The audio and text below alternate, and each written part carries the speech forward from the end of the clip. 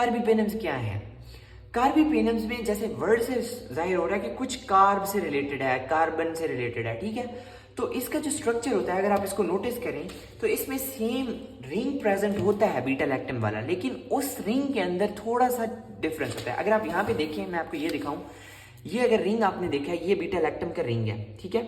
ये beta lactam का ring था और इसके साथ रिंग होता है पेनिसिलिन के अंदर थायाजोलिडीन का, ठीक है। ये थायाजोलिडीन का रिंग इनमें भी होता है, सेफलोस्पोरिन्स में भी होता है।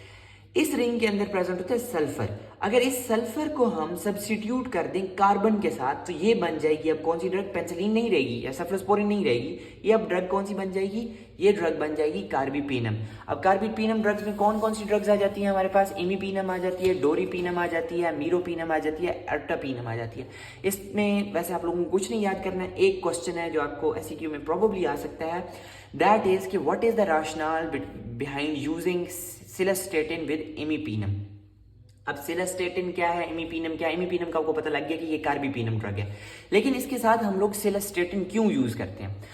तो बात यह है कि इमीपेनम जो ड्रग है वो किडनी में जाती है और किडनी के प्रॉक्सिमल कन्वोल्यूटेड ट्यूब्यूल के अंदर एक एंजाइम होता है जिसे हम कहते हैं डाईहाइड्रोपेप्टाइडेज एंजाइम।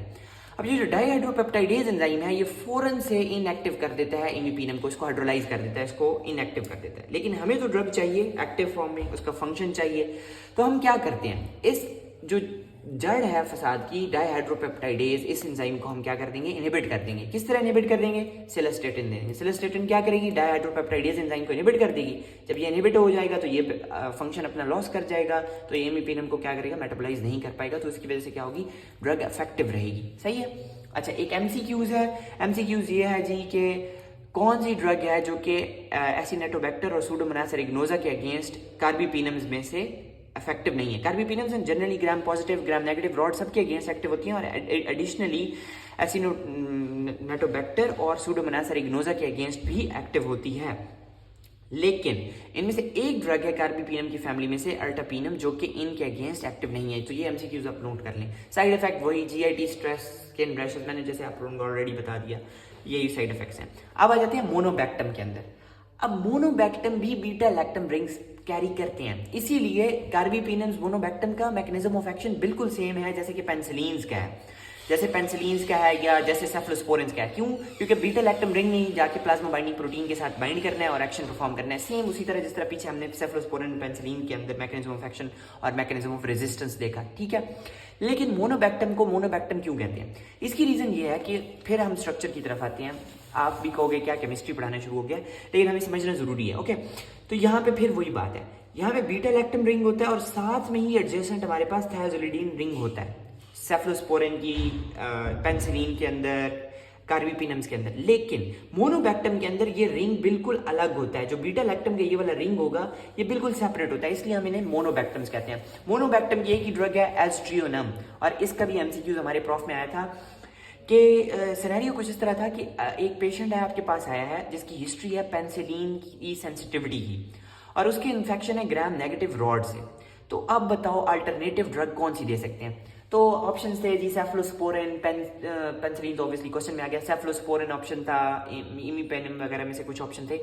तो इसका करेक्ट आंसर है मोनोबैक्टम, एस्ट्रियोनम। उसकी रीजन ये है कि एस्ट्रियोनम एक तो है मोनोस्ट्रक्चर, मतलब उनके अंदर सिर्फ बीटा लैक्टम रिंग प्रेजेंट है, दूसरा उनकी क्रॉस सेंसिटिविटी नहीं है पेनिसिलिन के साथ या सेफलोस्पोरिन्स के साथ। तो अगर सेफलोस्पोरिन्स या पेनिसिलिन वगैरह के साथ क्रॉस सेंसिटिविटी है तो हम ग्राम नेगेटिव रॉड एक्सक्लूसिवली, मैं बार बार स्ट्रेस दे रहा हूँ, ग्राम नेगेटिव रॉड के अगेंस्ट हम लोग एस्ट्रियोनम को अल्टरनेटिव के तौर पे यूज कर सकते हैं। ये एमसीक्यूज है, बहुत इंपॉर्टेंट, आप लोगों को ये नोट कर लेना है, ठीक है।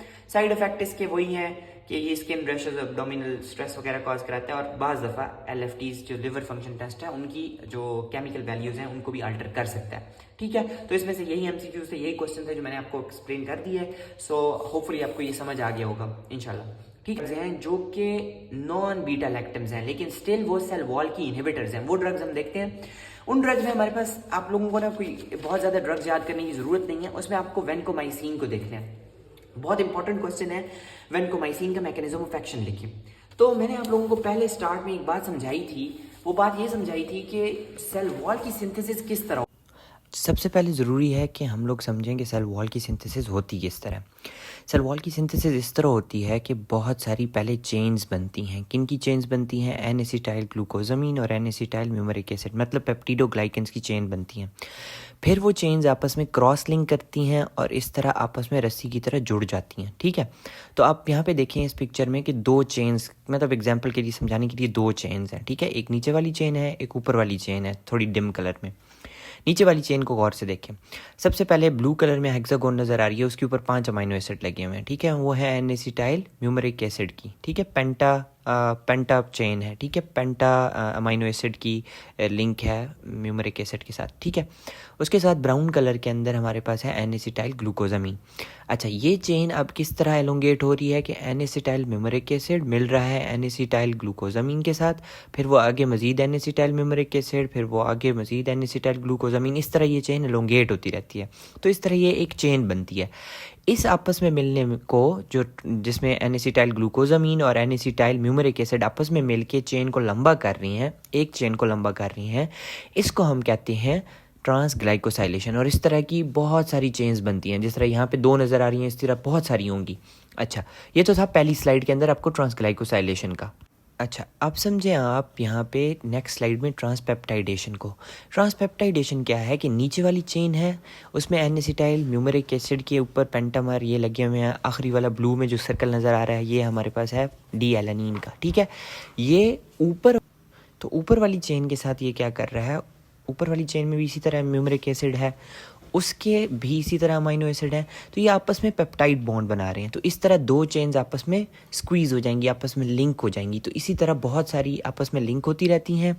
आपस में लिंक होकर क्या करती हैं, ट्रांसपेप्टाइडेशन करके ये सेल वॉल जो होती है आपस में जुड़ती जाती है। इस तरह सेल वॉल की सिंथेसिस होती है। ठीक है, होपफुली आपको सिंथेसिस समझ आ गई होगी।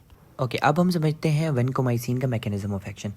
अब आप देखें यहाँ पे एक चेन नज़र आ रही है आपको। ठीक है, एक चेन में म्यूमरिक एसिड ग्लूकोजामीन के साथ फिर वो म्यूमरिक एसिड, मतलब ट्रांसग्लाइकोसाइलेशन हो रही है यहाँ पे। ठीक है, यही है ना, ये एक चेन है। अच्छा, अब इसमें आप देखें कि म्यूमरिक एसिड की बिल्कुल एंड पे जो कैप है वो बनी हुई है डी एलानीन से। दो जो डी एलानीन है वो आपस में मिले हुए हैं। वेनकोमाइसिन क्या करती है, वो इधर बाइंड करती है, लेकिन इनहिबिट क्या करती है, ट्रांसग्लाइकोसाइलेशन रिएक्शन को। मतलब डी एलानीन एक म्यूमरिक एसिड के भी आपको नज़र आ रहे हैं, एक और म्यूमरिक एसिड के आपको नज़र आ रहे हैं, एनिसिटाइल म्यूमरिक एसिड के। अब वो क्या करेगी, डी एलानीन वेनकोमाइसिन बाइंड करेगी डी एलानीन के साथ, सब यूनिट के साथ, लेकिन आपस में ग्लूकोजामीन और म्यूमरिक एसिड को मिलने से रोक देगी, जिसकी वजह से क्या होगा, ट्रांसग्लाइकोसाइलेशन नहीं होगी, एलोंगेशन नहीं होगी चेन की। जब ऑब्वियसली एलोंगेशन नहीं होगी एक चेन की, तो वो दूसरी वाली चेन के साथ क्रॉस लिंक भी नहीं करेगी, तो इनडायरेक्टली ट्रांसपेप्टाइडेशन इनहिबिट होगी। तो वेनकोमाइसिन का मैकेनिज्म ऑफ एक्शन सिंपल ये है कि वेनकोमाइसिन बाइंड करती है डी एलानीन सब यूनिट के साथ और प्रिवेंट करती है ट्रांसग्लाइकोसाइलेशन को और इनडायरेक्टली ट्रांसपेप्टाइडेशन को। सेल वॉल की सिंथेसिस में पहला स्टेप हो रहा होता है, उसमें एक एंजाइम इन्वॉल्व होता है जिसे हम कहते हैं इनोल पायरुवेट ट्रांसफेरेज। उसको ये इनहिबिट करती है फॉस्फोमाइसिन, और उसकी वजह से ये सेल वॉल की सिंथेसिस को इनहिबिट करती है। अच्छा, ये ड्रग बहुत इंपॉर्टेंट एमसीक्यूज है कि कौन सी ड्रग है जो यूटीआई के अंदर ई कोलाई या ई फेकैलिस की वजह से यूटीआई हुआ तो उसको अंदर यूज कर सकते हैं, फॉस्फोमाइसिन। लेकिन याद रखना है कि ये ड्रग ऑफ चॉइस नहीं है। यूटीआई के लिए हम आगे पढ़ेंगे ड्रग ऑफ चॉइस, वो सल्फोनामाइड्स में से हैं, वो हम आगे देखेंगे। और ये फर्स्ट लाइन ड्रग है एक्यूट सिस्टाइटिस के लिए। सिस्टाइटिस क्या होता है, ब्लडर के सेल के अंदर इन्फ्लेमेशन होती है। ठीक है, तो आई होप सो आपको इस चैप्टर में से सारी चीज़ें क्लियर हैं। ये ड्रग्स इतनी इंपॉर्टेंट नहीं है, आप लोगों को इसके क्वेश्चन क्या क्या है वो बता देता हूँ। वेनकोमाइसिन का मैकेनिज्म ऑफ एक्शन और साइड इफेक्ट्स बहुत इंपॉर्टेंट है। पेंसिलीन्स की जी, पेंसिलीन में से सिर्फ एमसीक्यूज आ सकते हैं, आई होप सो कोई एमसीक्यू नहीं आएगा।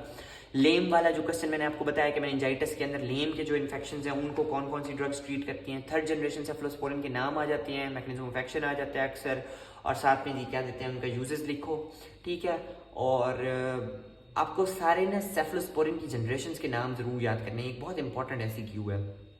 उसके बाद जी कार्बिपिनम के अंदर मैंने आपको बताया था कि इमीपिनम के साथ सिलेस्टेटिन के साथ क्या क्या रैशनल है, रैशनल का मतलब रीजन क्या है कि सिलेस्टेटिन को हम क्यों देते हैं इमीपिनम के साथ, वो एक इंपॉर्टेंट एमसीक्यू है। एक एमसीक्यू सिर्फ रह गया, जस्ट अबाउट टू फॉरगेट, वो ये है कि अगर हमारे पास इन्फेक्शन हो गया है नेज़ेरिया मेनिंजिटिडीज की वजह से ही, और उसकी वजह से मेनिंजाइटिस हो गया, ठीक है, अब मेनिंजाइटिस हो गया नेज़ेरिया मेनिंजिटिडीज की वजह से पेशेंट को, लेकिन पेशेंट की एज है लेस देन 2 ईयर्स। अब पहला तो दिमाग में आता है कि नज़रिए के लिए जी ड्रग ऑफ चॉइस कौन से हैं, थर्ड जनरेशन सेफ्लोस्पोरिन सेफ्ट्राइक्सोन दे दो। नहीं, गलत। सेफ्ट्राइक्सोन हम नहीं देंगे। उसकी रीज़न भी मैंने आपको बताई थी कि सेफ्ट्राइक्सोन होता है लिवर से मेटाबोलाइज, बिलरी उसकी एक्सक्रीशन होती है, ठीक है। अब जो 2 साल से कम का बच्चा है उसका फंक्शनिंग नहीं होता, लिवर इतना प्रॉपरली फंक्शनिंग नहीं होता, ठीक है। लिवर फंक्शनिंग जो होती है वो प्रॉपर नहीं होती। अब अगर हम उसे सेफ्ट्राइक्सोन देंगे तो वो तो लिवर से होता है मेटाबोलाइज, वो क्या करेगा, हेपेटोटॉक्सिसिटी करा सकता है। तो फिर अल्टरनेटिव क्या है? अल्टरनेटिव ये है कि नज़ीरिया इन्फेक्शन के लिए हम अपने बेसिक प्रिंसिपल पे स्टिक करते हैं। यस, थर्ड जनरेशन सेफ्लोस्पोरिन ही देना है, लेकिन ऐसा थर्ड जनरेशन सेफ्लोस्पोरिन देना है जो कि किडनी से एक्सक्रीट हो रहा हो, ठीक है। वो कौन सा होता है? सेफोटैक्सीन, ठीक है। तो ये क्वेश्चन आपको याद रखना है, ठीक है।